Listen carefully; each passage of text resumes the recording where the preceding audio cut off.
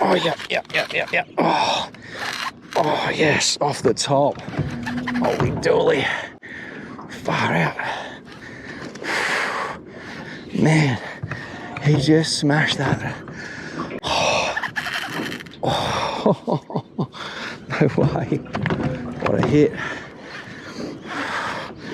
Just nailed it. I have to chase this a bit. It's got some go. Man.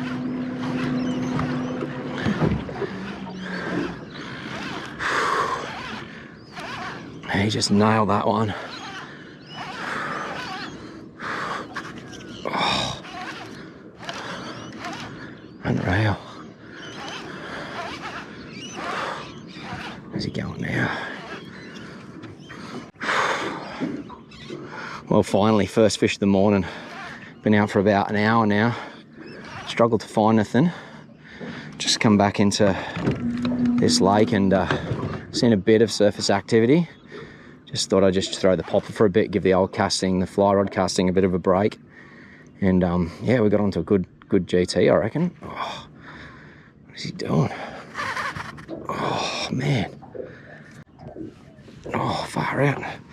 Our Steez popper again. Just absolutely slayed it. Man, he's staying pretty low, this fish. Far out. Oh, come on, buddy. Oh, where's he going now? He's going over this side. Good surface strike too. Just nailed that. There we go. Oh, it's a big eye.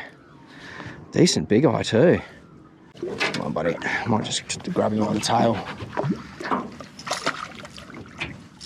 Yes, got him. There we go. Steez popper again this morning. Doing the damage. It's a nice big eye, that one.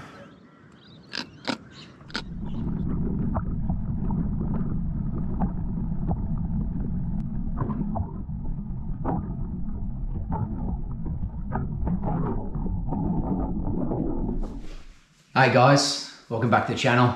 Well, I hope you liked that little intro there. That was a bit of footage I captured yesterday. Set off early and did a bit of topwater for Trevally.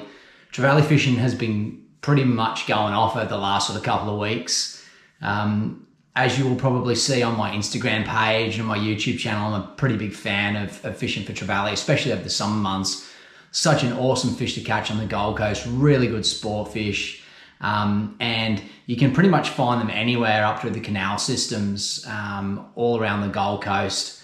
You can get anything from, you know, giant Trevally through to sort of big eye and other species like your brassy Trevally and stuff like that. You get the odd golden as well down here, but not overly common. But there have been some big ones caught recently. So anyhow, I've been getting a lot of DMs from people around the Gold Coast recently. And if you do follow my page, my Instagram account and my YouTube channel, you see a lot of sort of Trevally fishing that I do. And I'm getting a lot of messages from the guys asking like, how do you catch these fish? Where do you catch them? What do you use? So I'm basically going to give you a bit of a rundown in this video of the sort of tackle I use, the techniques, and some of the tips as well for actually finding the fish when you get out there, both land-based and also in a boat as well. So hope you like this video. I'm going to go through some of that stuff. And as I say, the Trevally fishing recently has been really, really good, and it's only going to get better as the sort of months progress. Right up until sort of like mid-March, it sort of really starts to fire through sort of February, late February into March, and you get a lot of bigger fish around. So, all right, let's get stuck into it. Let's have a look at topwater fishing. Okay, so topwater fishing, it's a really visual style of fishing, and you can pretty much do it anywhere around the Gold Coast. There are heaps of spots, both land-based and in a boat, in the canals and the river systems that you can access. And There's always going to be trevally around, especially this time of year. We get a lot of bait fish coming to the systems, a lot of potty mullet, a lot of herring, biddies, all that sort of stuff gets piled up, and you get decent sized bait schools and mullets sort of aggregating in areas, and the trevally just love it, especially the GTs. GTs are a sucker for a big bait school, and if you're doing some topwater fishing and you're throwing some solid lures into a bait fish pack, there's a real good chance that you're sort of going to get a hit. So I'll take you through a couple of the lures that are my favorites, the ones that I use quite regularly and have had a lot of success on, and I'll give you a bit of a rundown on why they're so good. Okay, so the first lure I'm going to show you is probably one of my favorite topwater lures for this time of year, especially February when those bigger GT and big eye come into the systems and are feeding really heavy. You'll have probably seen this a lot. Well, you will have seen this a lot on my YouTube channel and also on my Instagram page. This is the Daiwa Steez popper. This is the 70F, this one. It's a larger sort of profile popper. And GTs, big eye, they cannot resist this thing. When you throw it out there and there's a bust up, they will climb all over it. If you look at some of my footage, you'll probably see this lure well and truly buried down the throat of some really solid sort of GTs. They come in there and they just smash this lure. This is the bone color. Bone color is probably my favorite as well. As you can see, this lure, don't know if you can see that all that well, but this lure has got quite a few battle scars on it. It's pretty scuffed up. It's copped a lot of hammer. That was the lure that I was using in that first little clip at the start of this episode.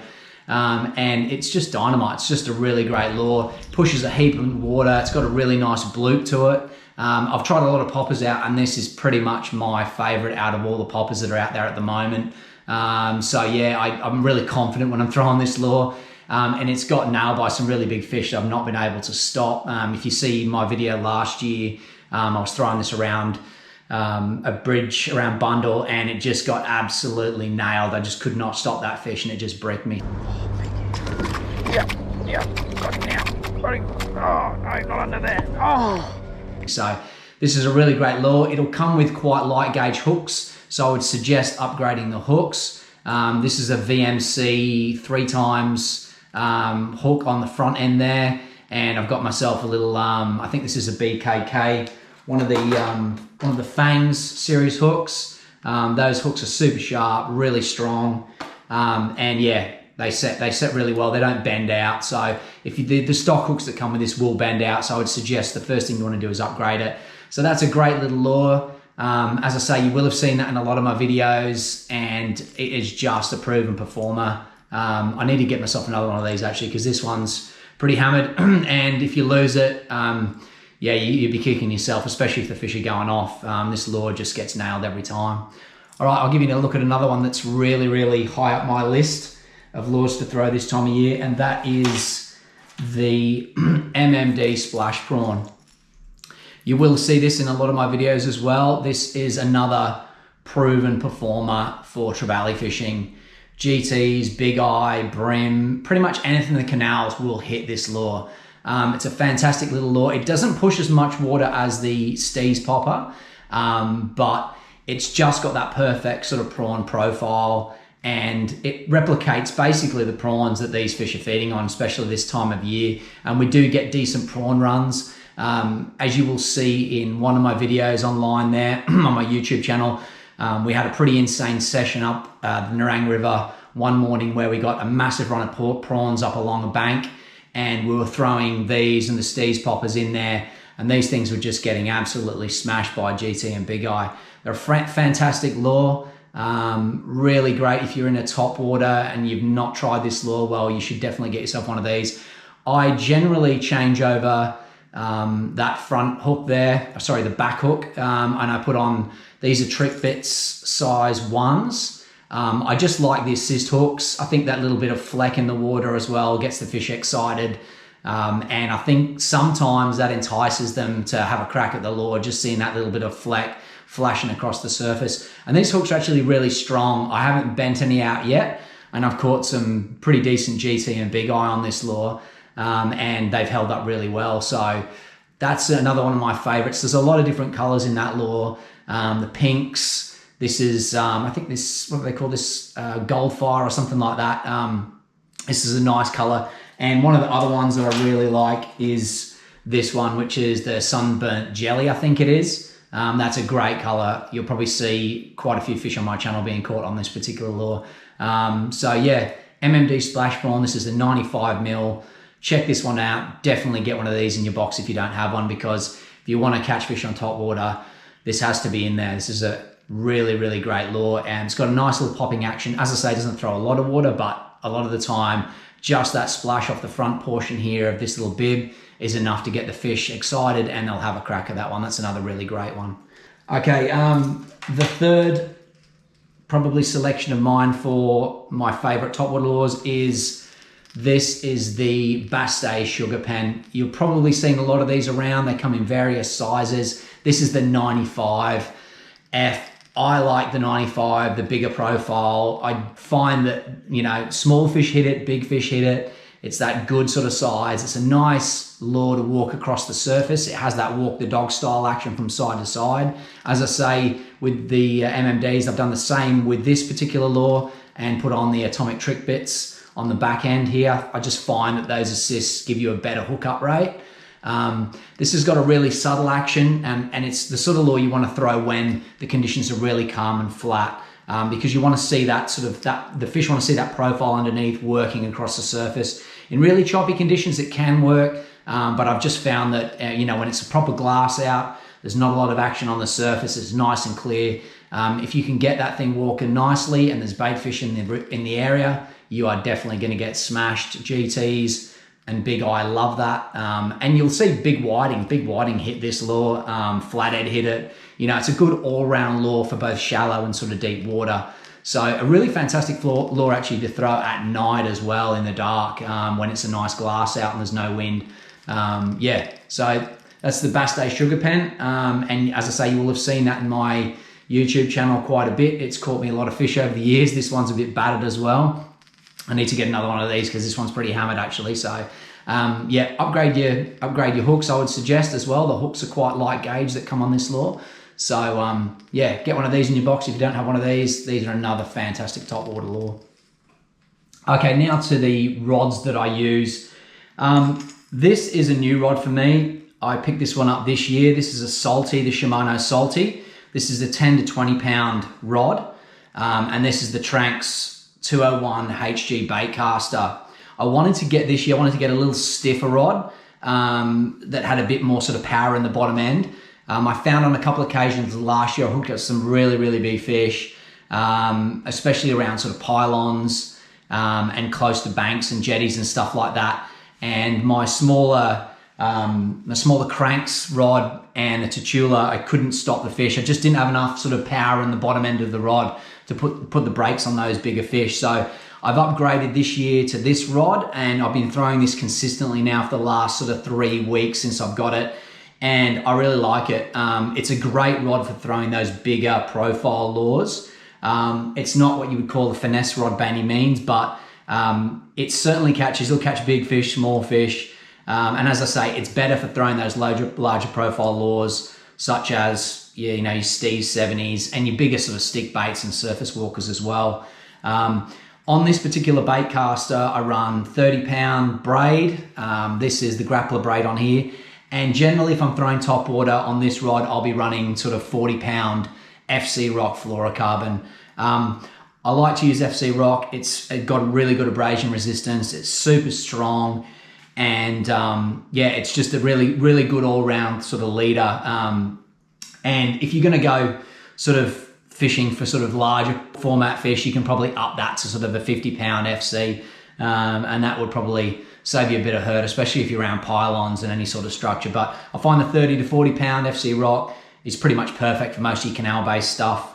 It does the trick, doesn't fray, doesn't wear, and as I say, super strong, super clear. The fish can't see it, and yeah, it works a treat. So that's my Baitcaster combo, the one I'm using just for my larger sort of profile lures. I'll give you a look at my spin combo now. Okay, this is the spin combo that I use for a lot of my top water work.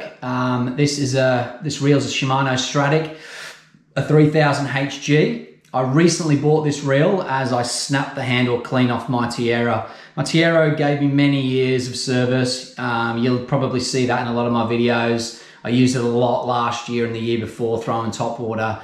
Unfortunately, 12 years of hammer, the reel eventually gave up and the handle snapped off and I tried to take it off earlier this year. So I've changed over to the Stradic and I've been using that quite regularly and I'm really happy with it. The drag's really nice on it, really silky smooth. Oh, yeah, we gone. Yes, we're onto one. Oh, yeah, it's a good fish too. And I've upgraded the handle on it to a Gamexus ball knob, which is really nice. The rod that I'm using here, this is a 8 to 14 pound spin rod. This is an old sort of Team Daiwa DRedback rod. It's pretty battered, and I've had the guides replaced on it, but I really like the blank. It's a lot stiffer than my other spinning, light spinning combo, and I find it's really good for topwater work, especially working poppers and sort of your splash prawns and stuff like that. It's actually got a little bit more finesse than my Baitcaster, so I can work the Bassday SugaPens and those smaller profiles like that. I can walk the dog with these particular lures quite well on this slightly lighter combo. There's enough sort of power on the bottom end of this rod to stop bigger fish as well. I've caught some good GTs on this, as you'll see in my videos. So this is a really nice rod, casts really far, and I'm running about 20 pound braid on that. And I usually run sort of around that 30 pound sort of FC rock fluorocarbon leader on there. So that's my spin combo. Cast a mile, really nice light rod to use, and you can really put the brakes on decent fish with that. All right, let's have a chat about where to look for fish and what you're looking for. I get asked quite regularly in relation to top fishing where you can go and catch Trevally. Now, the Gold Coast, as I've said earlier, there's a myriad of canals, river systems, creeks and lakes all over the place that are easily accessible by land. Trevally are one of those fish that move around a lot. I get asked regularly, where can I go and catch Trevally? Now, the answer to that question is not overly simple. There are different locations that are gonna up your chances. Locations like bridges, which are gonna hold bait, corners of systems that are narrow and then open up into larger lakes. Those corners are always really good. They always hold bait on the corners when there's a flow in and flow out of the tide. Those are the areas you wanna really target. There's heaps of bridges around the Gold Coast and they always hold fish. It's just a matter of going down repeatedly, 3 or 4 days of a week, early in the morning, scoping the place out and having a look what goes on. A lot of the topwater fishing that I do relies heavily on sort of observation. So I move around a lot in my sort of creek systems down here, and I'm always looking for where bait fish are sitting, if they're congregating in any specific location over a series of days. The GTs, the big eye, the brassies, they're always going to be looking for bait. So it's basically a case of find the bait, find the fish. And as I say, what you want to do is you want to head down to a location that you know's holding bait and just observe it for a couple of days. Head down every morning at the same time, nice and early in the day. You know, the first 2 hours of sunrise are always the best for catching Trevally. Trevally feed really heavily in those first 2 hours. So if you get yourself down to a little system that's holding bait, go down there nice and early in the morning, observe what's going on, see where the fish are hitting, which side of the bank they're hitting on, how they're hitting the bait, and get a feel for what's actually going on. And that's going to be your best measure for, you know, where you're going to throw the lure. You need to really find out what the fish are doing. And Trevally have a habit. They actually are quite ritual in their routine. They will go back to a certain location, you know, for a series of mornings in a row and hit bait in that exact same location. So they are quite habitual in their behavior. So observation is the key here. Heading down, checking out what's going on, and then getting yourself in the best position to be able to cast your lure at those feeding fish at that time of day. So the best times of day are, as I just said, the first 2 hours on sunrise and the last 2 hours on sunset. For me, I'm not really too bothered about whether the tide's high or whether it's low. It's more so a case of, is there any flow and where is the bait sitting? Those are the real key factors there in catching Trevally. So You really have to be persistent, and you really have to spend a bit of time in working out locations. I mean, I get asked, yeah, where can I go and catch them? It's not just a case of me saying, oh yeah, go here, you'll catch a fish. It just doesn't work like that, because 9 times out of 10, if I say go there, the fish won't be on. So you really have to move around a lot, try different locations, and work out where the fish are going to be. So yeah, it's just a matter of putting the time in, and yeah, you'll reap the rewards. As I say, it's all about observation, going and having a look and seeing what the fish are doing. You know, it's actually quite interesting. You build up a bit of an understanding of how they feed, and also the environment they're feeding in. Birds are also a really good indicator of, you know, the location where trevally might be. Cormorants, herons, seagulls, if you can get those 3 birds in one location traveling up along the bank, 9 times out of 10, you are going to find trevally. Big eye and GTs will always hang on the outside of herons and cormorants that are working along a bank. They're quite opportunistic. They'll look for that bait that's being pushed off the drop-off, and they'll be cleaning it up as the birds work their way up the bank. I've caught countless really good fish off the back of, you know, birds and their feeding sort of pattern. A lot of the time I'll head into a lake and I'll just look around. I won't even cast a rod. I'll just basically drive in, have a look around the area, scope out the bank, see where the birds are sitting, seeing if they are in any sort of feeding pattern. And if not, I'll move on and have a look for another location. A lot of the time you'll see birds moving along a bank, and you'll see seagulls airborne. Now, if you get that scenario where seagulls are airborne and then they start dropping, you know, there's definitely bait and it's been balled up. You know, because seagulls are quite opportunistic as well. They like a chip, you know, and as you throw a chip on the beach, they'll always flock over and have a crack at it. They want a really easy feed. So they'll be up in the air. They'll be waiting for those herons and those cormorants to push that bait into the drop off. And especially if it's balled up and in the corner of a cul-de-sac or the end of a creek system, you know, and they're airborne, you're definitely going to find trevally in those locations. So there's a couple of little tips for you. If you're throwing topwater, look out for those key indicators, look out for those birds. Put some time in, have a look around the area, scope it out, get an understanding for what's going on day by day, and no doubt you're going to catch some fish. All right, guys, well, that's about it. Hopefully that's given you a bit of an insight into how I catch trevally, and hopefully you'll be able to employ some of those techniques and some of those ideas and try some of those lures out to get yourself onto your first trev. Thanks again to everyone that subscribed to the channel. Thanks to all the guys that are always commenting in the comment section. I really appreciate the support. And yeah, I'll be out there in the water over the next few weeks having a crack at these fish, because now is the best time to be fishing for them. They're very active, they're very aggressive, and yeah, there's some real quality fish in the mix. So if you see me out there, say hi. And yeah, thanks again for tuning into the episode. See you in the next one. Oh, I got him, yes, got him, yes, there we go.